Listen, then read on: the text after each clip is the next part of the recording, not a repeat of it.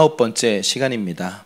여호와께 묻는 삶의 방식이라고 하는 제목으로 함께 말씀 나누겠습니다. 먼저 우리 사무엘상 23장 1절에서 5절까지 말씀을 읽도록 하죠. 읽겠습니다. 시작. 다윗은 그 사람들에게 보십시오, 블레셋 사람들이 그일라를 쳐서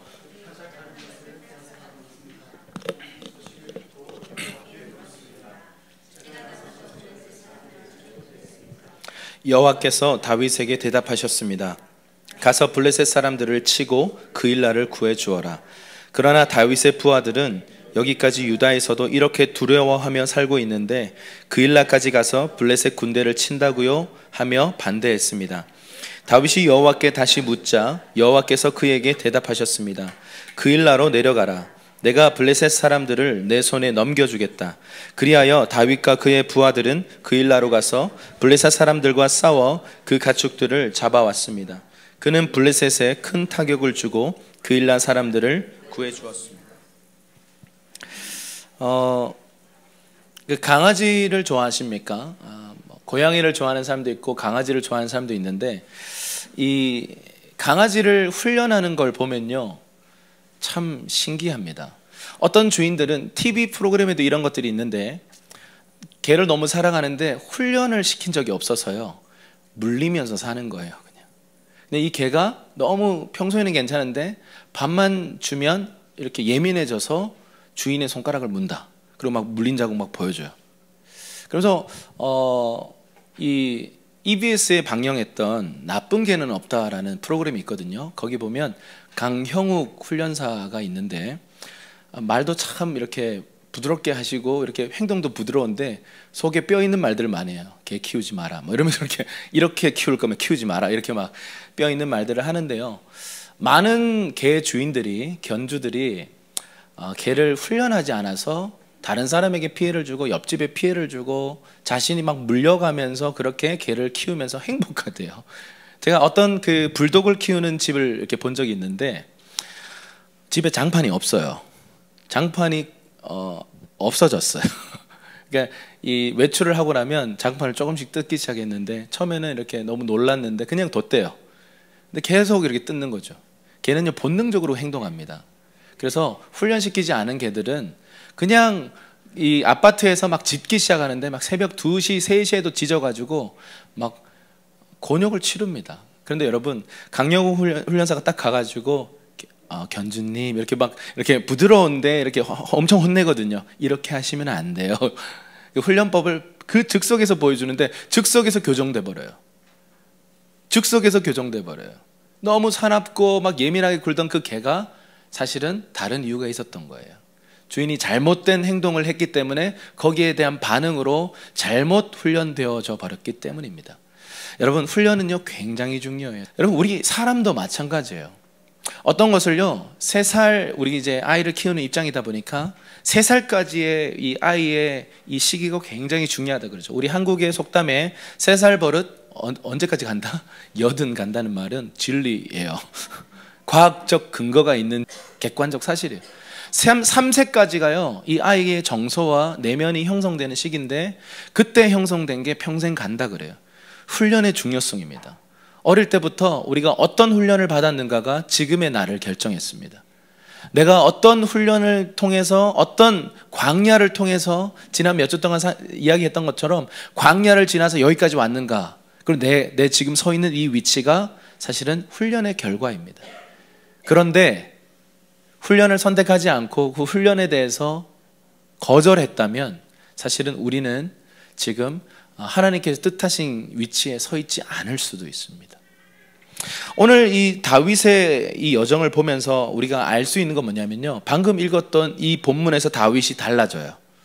지난주에 아둘람 공동체로 이제 돌아왔어요. 이제 하나님께로 돌아와서 스스로 판 웅덩이가 아니라 이제 하나님께서 예비하신 그 삶으로 들어가기를 결정하는 이 회개를 했어요. 방향 전환을 했어요. 그리고 가서 처음 만난 공동체가 아둘람 공동체인데 상처 많고 빚졌고 뭐 하여튼 고통받는 사람들인 거예요. 내 스타일이 아니었어요. 내가 원하던 게 아니었어요. 그런데 여러분, 그곳에서 뿌리를 받고 사람들과 소통하고 사랑하면서 결국 훈련되기 시작한 거예요. 그러면서 23장에 와서 지금 다윗은 전혀 다른 모습을 보여줍니다. 우리 밑줄 친 부분 한번 보실까요? 1절에 한번 보세요. 다윗은 사람들에게 말합니다. 보십시오. 블레셋 사람들이 그일랴를 쳐서 그 타작하는 것을 빼앗아가고 있습니다 라고 하는 이 소식을 전해 듣고 지금 다윗은 어느 때처럼 불의를 보고 지금 도와주러 가려고 하는 거예요. 그런데 훈련을 받았잖아요. 내 소견에 옳은 대로 행하다가 내가 경험했던 건 뭐였어요? 깊은 고통과 수치였어요. 내가 이거 맞는 것 같아 해서 선택했다가 돌아오는 그 수치, 하나님이 아닌 다른 것을 향해서 도피해 봤는데, 해볼 거 다 해봤는데 돌아온 건 수치와 절망밖에 없었습니다. 그래서요, 지금 이 다윗이 전혀 다른 모습을 보여주는데, 지금 이 위기 상황, 지금 뭔가 내가 빨리 액션을 취해야 되는 이 상황에서 갑자기 무릎 꿇고 여호와께 묻습니다. 한번 읽어볼게요. 2절만 시작. 여호와께 물었습니다. 제가 가서 저 블레셋 사람들을 쳐도 되겠습니까? 여기까지. 그러니까 하나님께서 이 그일라를 구해줘라 라고 말씀하셨습니다. 그런데 이제 하나님께 받은 음성을 가지고 이제 백성들에게 와서 그일라를 구원하라라고 주님 말씀하셨습니다 라고 전했더니 이 백성들이요, 반대하기 시작해요. 아니, 이때까지 유랑하고 이때까지 이렇게 힘들게 살았고 지금 유다에 가는 것도 이렇게 고통스럽고 무서운데, 사울에게 언제 잡혀 죽을지도 모르는데 지금 뭐 누구를 도와준단 말입니까? 그러면서 반대를 했어요. 여러분, 기도하고 받은 것이 있는 사람이 반대에 부딪혔을 때 겪는 갈등이 있습니다. 반대할 수 있죠. 근데 그 반대를 직면했을 때 많은 리더십들이요,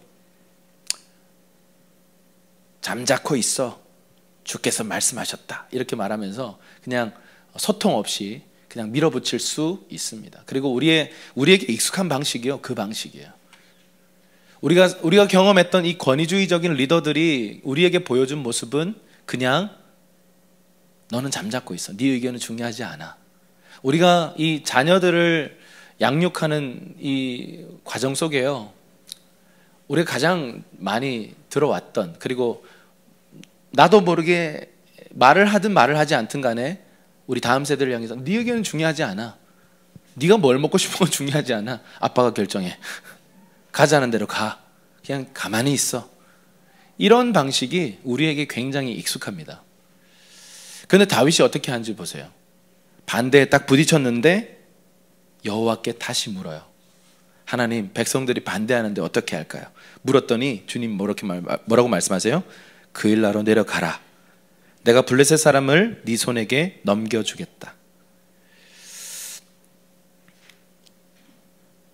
그래서 5절에 보니까 다윗과 그의 부하들이 그일라로 가서 블레셋 사람과 싸워서 가축들을 잡아오고 그일라 사람들을 구원해 줍니다. 이 사건이 지금 탁 기록이 되어 있는데요, 다윗이 변했어요.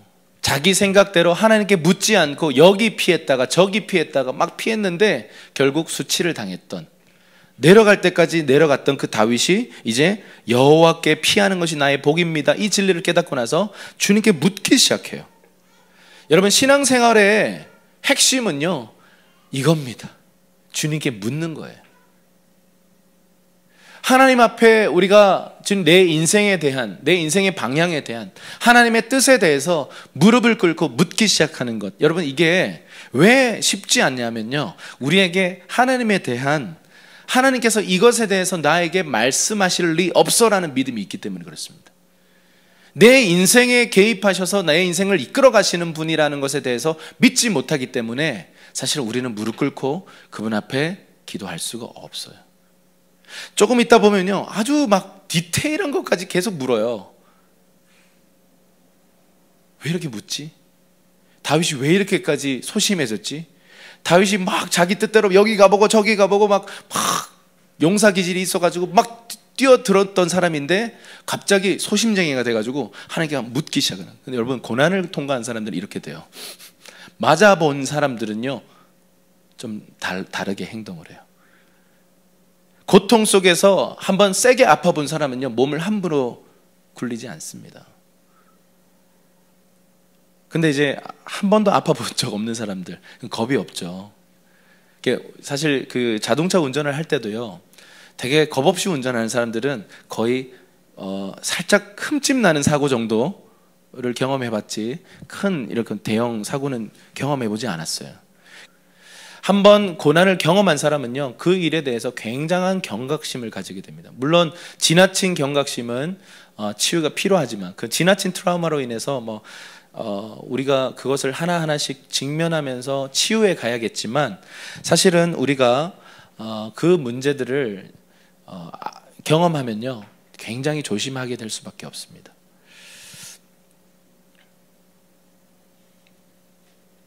오늘 이 다윗이요, 하나님께 너무 물어요. 갑자기 왜 이럴까? 결국 다윗은 자기 뜻대로 다 해보고 그것이 옳지 않다는 걸 알았고, 하나님께 탁 붙어 있는 것, 하나님의 커버 안에 들어가는 것, 하나님의 보호 속에 들어가는 것이 정답이다라는 것을 알았기 때문에 다윗은 이렇게 묻기 시작하는 것입니다. 네모박스 안에 이런 말이 있습니다. 다윗은 방황기의 모습과는 전혀 다른 한 가지 패턴을 보인다. 그것은 여호와께 묻는 삶의 방식이다. 급박한 위기의 순간에도 여호와께 묻고 듣지 않고는 아무것도 결정하지 않는 것이다. 광야 훈련의 고통 속에서 연단된 결과이다. 이런 질문을 여러분들께 좀 드리고 싶습니다. 다윗이 위기의 순간에도 하나님께 묻는 삶의 방식을 보여줌으로써 훈련의 중요성을 보여줍니다. 내 삶에도 훈련을 통해 바뀐 모습이 무엇인지 나눠봤으면 좋겠고요. 그리고 또 하나는 앞으로 내가 훈련을 통해 바뀌어져야 할 모습은 또 어떤 것이 있는지 함께 좀 나누는 시간을 조금 이따 갖겠습니다. 네, 사무엘상 23장 8절에서 13절까지 말씀 한번 읽어볼게요. 시작. 그러고 나서 사울은 출전을 위해 모든 군대를 불러 모았습니다.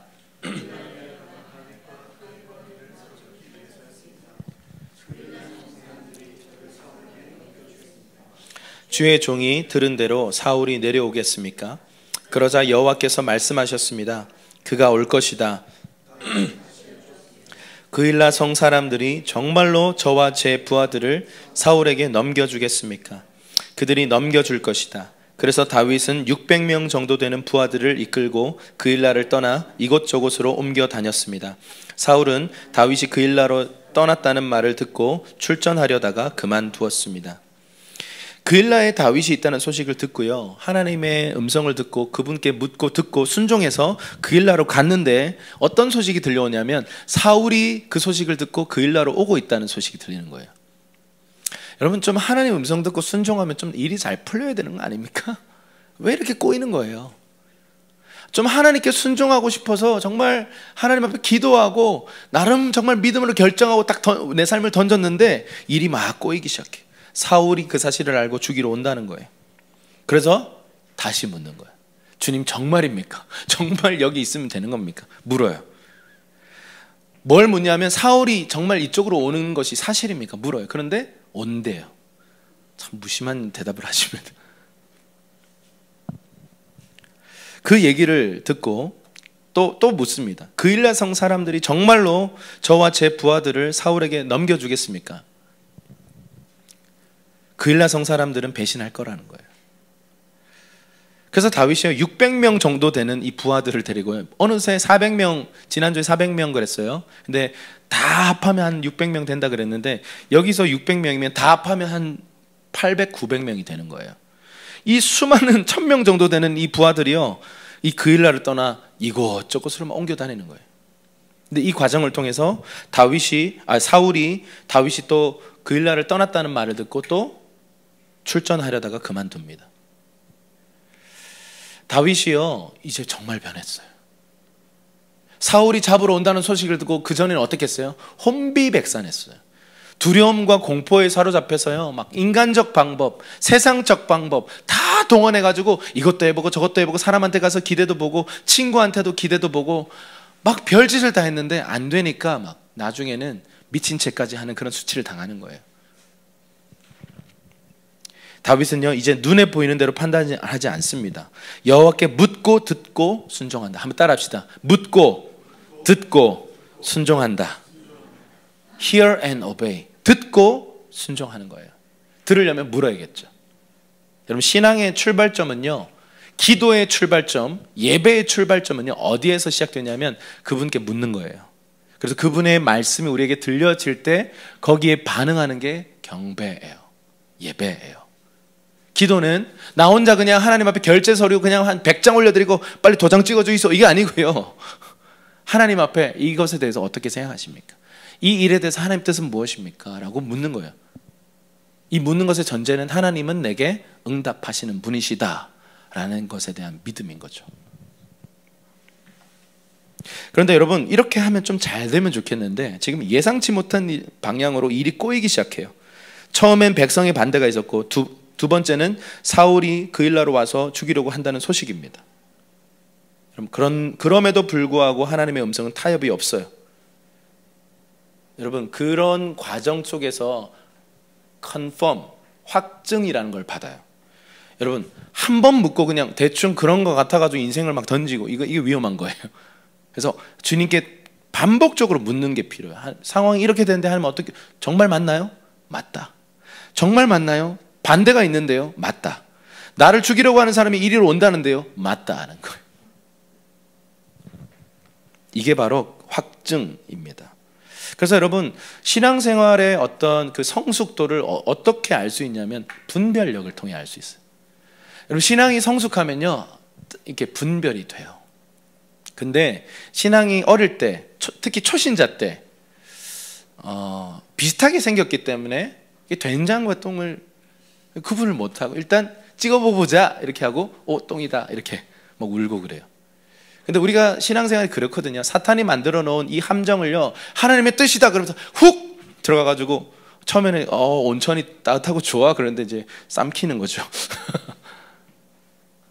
근데 하나님께서 정말 예비하신 곳은 따로 있는 거예요. 그래서 여러분, 우리가 신앙생활 안에 어제 여러분 큐티 하시는 분은 아시겠지만 예레미야서가 이제 시작되잖아요. 네 앞에 생명의 길과 사망의 길을 다 열어놓았다 그러셔요.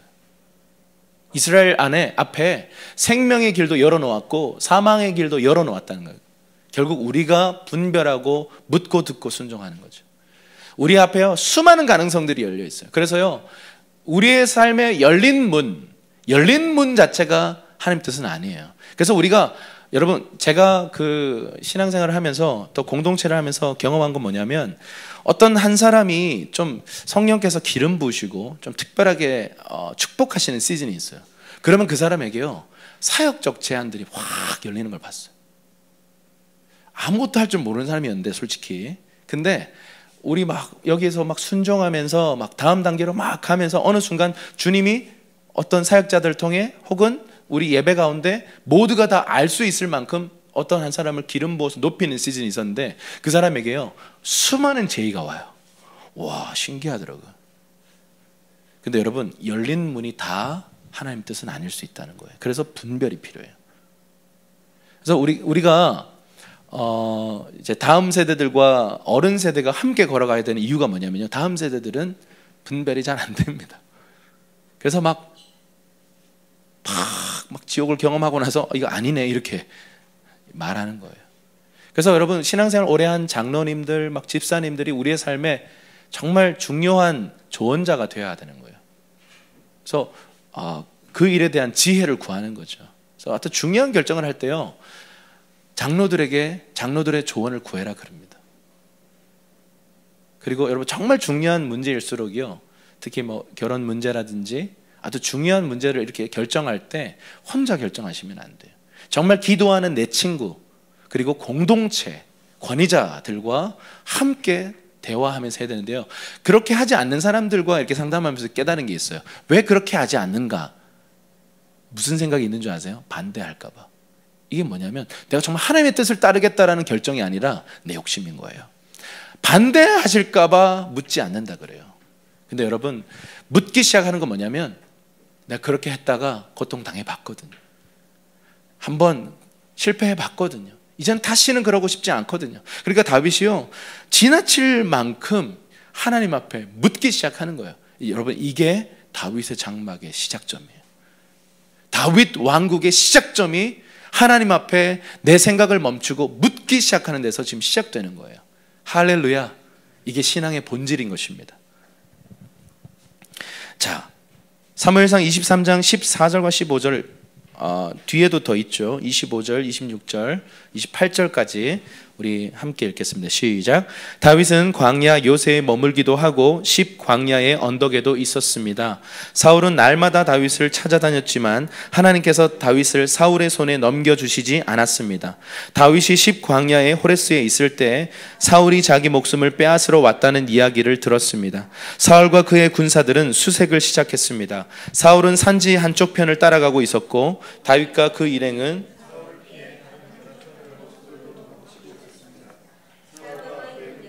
다윗과 그 일행을 잡으려고 애워싸며 다가올 때 전령이 사울에게 와서 말했습니다.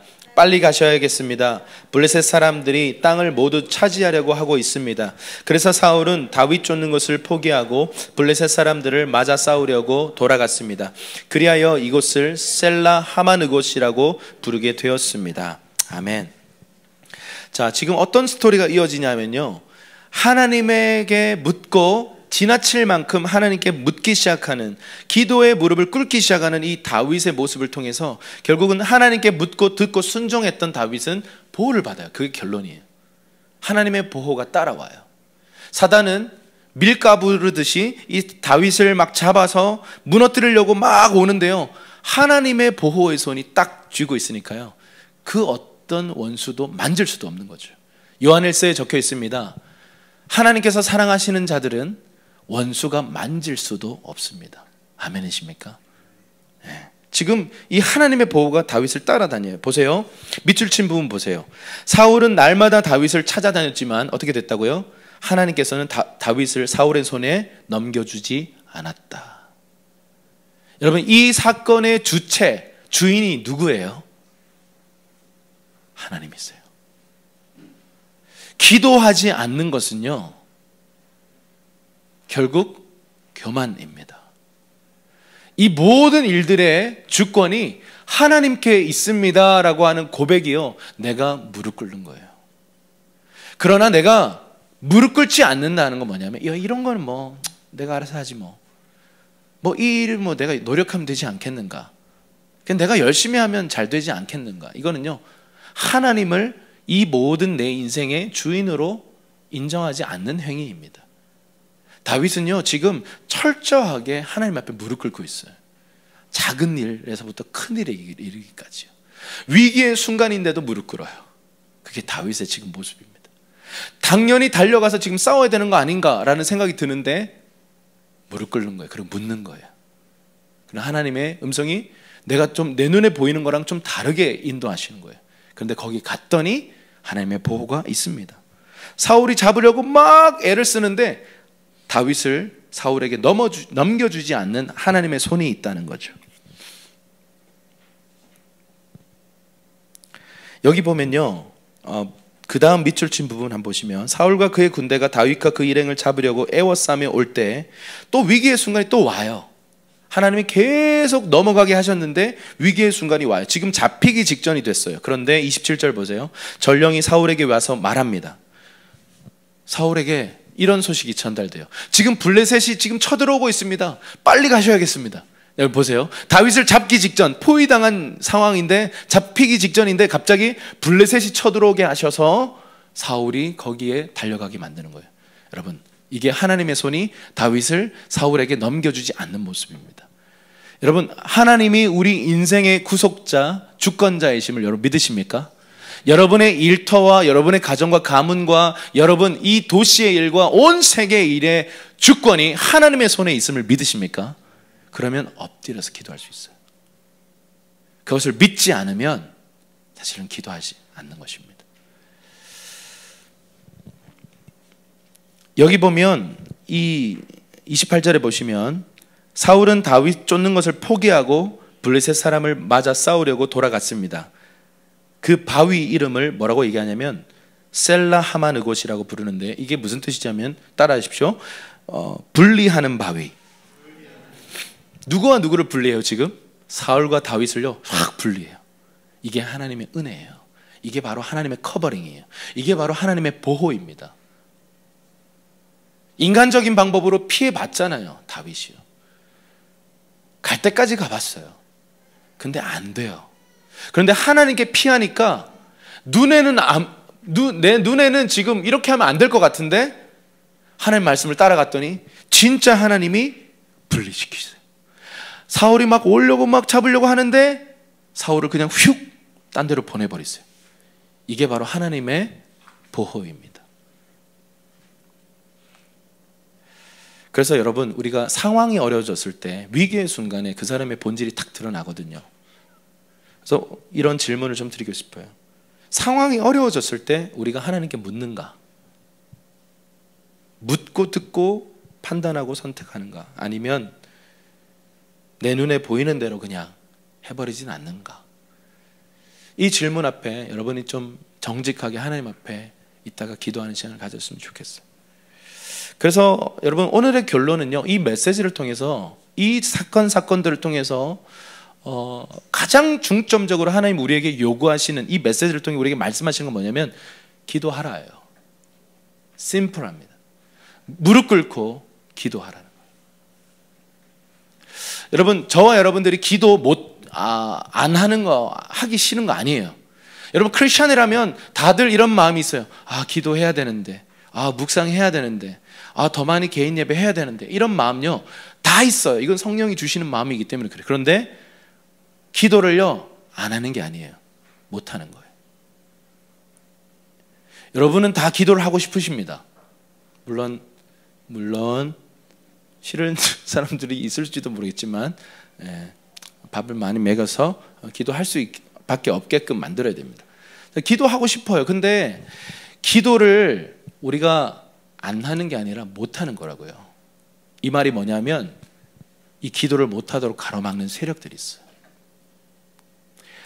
한 개인의 삶을 따라다니면서요 하나님께 가까이 가는 걸 방해하는 세력들이 있습니다. 우리 귀신, 악령이라고 표현하는 그 존재들입니다. 내가 하나님 앞에 예배하려고 하면요 마음이 이상해져요. 교회 오는 것도 너무 힘들어요. 우리 교회 참 그렇잖아요, 그죠? 우리 교회 오기 참 힘들어요. 최소 한 3주에서 4주는 진통하다가 와요. 할렐루야. 교회 오는 게 왜 이렇게 힘들어? 교회 오는 게 너무 힘들어요. 제가 한 사람 한 사람 우리 얘기를 나눠보니까 너무 힘들었대. 너무 오기 싫고 지난번 우리 어웨이커닝 할 때도 너무 오기 싫었대요, 다들. 근데 그날 완전히 돌파가 있었던 거예요. 금요일 날 철야. 여러분 철야 하고 싶으세요? 철야 하자 그러면 힘들죠. 근데 여러분 순종, 하나님의 뜻이 맞다면 순종, 내 인생을 한번 던져보자 했을 때요 그 안에 놀라운 하나님의 은혜들이 숨겨져 있다는 걸 우리 믿어야 합니다. 우리 기도 안 하는 거 아니고 못 하는 거예요. 말씀 읽는 거, 묵상하는 거 내가 하기 싫은 게 아니라 못하게 막는 세력에게 지는 거예요. 영적 체력이 지금 우리 약해요. 그래서요 기도의 영을 받아야 돼요. 아멘이십니까? 우리 한국교회는요 기도의 영으로 가득 차 있었던 민족이에요. 한국교회가 성장하고 부흥케 된 그 요인이 어디에 있습니까? 기도의 영을 받은 권사님들, 집사님들, 장로님들, 목사님들이 막 삼각산에, 막 여기 어디입니까? 무슨 산입니까? 주암산에 올라가서요 맨날 개구리 소리만 내요. 바운 소리 하고 막 배바위 위에 올라가서 그 추운데 막 침낭 메고 올라가서요 그 추운 겨울날 그 침낭 하나 막 붙들고 주여 천창하는 천창하면 이제 날 새요. 무서워서 울고 은혜 받아서 울고 막 그래요. 막 실제로 막 기도하다 보면요 악한 영들이요 공격해요. 저도 이렇게 밤에 기도하다 보면요 특히 이런 데 혼자 나와서 저는 겁이 많거든요. 할렐루야. 막 의자가 삐걱거려요. 안 삐걱거리던 의자가 갑자기. 그리고는 예전에 있던 그 기름교회 제가 개척 멤버였기 때문에 거기 많이 자면서 철회했는데 고양이가 막 지나가요. 우와 이러면서 지나가요. 근데 난 어른이지. 근데 막 무서워. 그래서 갑자기 찬송을 켜요. 어노인팅 1집 막 켜요. 그럼 막 찬양 끄고는 못 자겠어, 무서워가지고. 그런데도 막 기도했어요. 철회했어요. 왠 줄 아세요? 그 안에 놀라운 하나님의 은혜가 있기 때문에. 여러분 실제로 막 밤에 기도하다 보면 등골이 오싹해져요. 온갖 생각 들어요. 내가 지금 기도를 하고 있는 건가? 왜 하나님 아무 응답이 없지? 피곤하다. 뭐 별 생각이, 라면 끓여 먹을까? 별의별 생각이 다 들어요. 시험도 들고 막 두렵고 그래요. 근데 그 순간을 이겨내고 다음 단계로 딱 들어갔을 때요, 하나님께서 나를 안으려고 준비하고 계세요. 이 영적 싸움. 여러분, 성경은요, 이 영적 싸움에 대해서 이 싸움이란 단어를 레슬링이란 단어를 써요. 레슬링은요, 우리가 아는 것처럼 그 빠떼를 주는 그 레슬링 아니고요, 정말 과격한 레슬링이에요. 막 상처를 내고 얼굴에 막 긁어버리고 피를 내고 막 정말 생명을 걸고 싸우는 그 싸움이 바로 레슬링이에요. 여러분, 신앙생활은 레슬링이에요. 기도는 레슬링이에요. 그래서 기도를 처음 배우는 우리 청년이 이제 작년 얘기예요. 기도를 3분